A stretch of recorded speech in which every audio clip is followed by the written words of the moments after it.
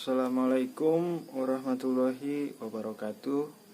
Perkenalkan, nama saya Dede Wardi dari Universitas Pancasakti dengan NIM 190200005 dari program studi Ekonomi Manajemen semester 4 dengan mata kuliah Ekonomi Internasional dengan dosen pemandu Pak Eras Rasyidi SPDI. Baik, di sini saya akan sedikit mencoba menerangkan mengenai apa sih ekonomi internasional itu, lalu kemudian perdagangan internasional, keuangan internasional, kaitan antara hubungan internasional dan ekonomi. Baik, untuk yang pertama yaitu makna ekonomi internasional. Seperti bidang utama lainnya dalam ekonomi internasional terdiri dari banyak teori dan model. Sebagian dari teori dan model tersebut lebih matematis. Bidang menilai dampak perdagangan dan investasi antar negara, termasuk perjanjian perdagangan internasional atau kebijakan yang berlaku yang dapat berdampak pada perdagangan tersebut dan pertumbuhan ekonomi secara keseluruhan. Ekonomi internasional juga dapat dianggap sebagai bagian dari sektor politik hubungan internasional yang dibahas lebih lanjut di bawah ini. Secara dominan, ekonomi internasional dipecah menjadi dua bidang yang berbeda. Yang pertama adalah perdagangan internasional dan yang kedua adalah keuangan internasional. Baik, yang selanjutnya adalah perdagangan internasional. Mungkin teman-teman semua sudah tidak asing lagi dengan perdagangan internasional.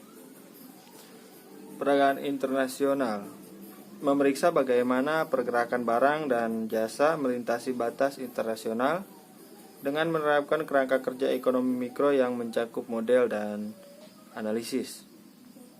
Dengan demikian, ketika memeriksa isu-isu perdagangan internasional, tidak jarang untuk melihat faktor-faktor seperti penawaran dan permintaan, perilaku pelanggan dan pasar, perbedaan antara kebijakan perdagangan negara, dan kuota perdagangan atau negosiasi perdagangan yang sudah ada dan konsekuensinya. Untuk yang selanjutnya adalah keuangan internasional. Keuangan internasional ini mempelajari aliran modal antara perbatasan internasional dengan menerapkan prinsip-prinsip ekonomi makro. Area yang termasuk dalam area keuangan internasional adalah yang pertama, nilai tukar dan pergerakan mata uang asing, termasuk perbedaan antara nilai tukar tetap dan mengambang. Yang selanjutnya adalah neraca perdagangan dan pembayaran antara ekonomi, PDB, inflasi, dan tingkat lapangan kerja, dan konteks internasional komparatif. Untuk yang selanjutnya adalah kaitan antara hubungan internasional dan ekonomi. Hubungan internasional berpasangan baik dengan studi ekonomi internasional, dan Anda bisa melihat dua bidang ini digabungkan menjadi sebuah gelar gabungan. Alasannya cukup sederhana. Seringkali keputusan politik berdampak lebih luas pada perdagangan dan hubungan internasional. Meskipun hubungan internasional sebagai bidang seringkali lebih dari sekedar faktor ekonomi, karena bidang ini juga menggabungkan mata pelajaran seperti sejarah, politik, dan sampai psikologi, kebijakan ekonomi tentu berperan dalam sebagaimana sejumlah lembaga pemerintah dan internasional itu berinteraksi, bekerja sama, atau berbeda pendapat satu sama lain. Memang hubungan yang tegang antar negara dapat menyebabkan prospek ekonomi yang lebih negatif terhadap ekonomi global. Salah satu contohnya adalah tarif proteksionis. Ketika suatu negara memperkenalkan tarif baru untuk barang-barang impor, misalnya saja baja, maka ini akan memiliki konsekuensi baik dari segi perspektif politik maupun ekonomi. Di sisi lain, kebijakan ekonomi terkadang dapat menguntungkan sejumlah negara internasional. Salah satu contohnya adalah Serikat Pabean atau Custom Union yang ada di Uni Eropa. pada dasarnya menguntungkan barang untuk beredar di dalam serikat pabean tanpa dikenakan bea masuk. Ini secara alami mendorong perdagangan barang di antara negara-negara yang bersangkutan dan juga bermanfaat bagi importir dan eksportir barang di dalam serikat pekerja. Secara politik, tarif semacam itu dapat merusak hubungan internasional antar negara karena dianggap tidak berdasar atau berlebihan. Secara ekonomi, hal ini juga mempengaruhi permintaan barang yang terkena dampak serta perubahan harga barang-barang tersebut.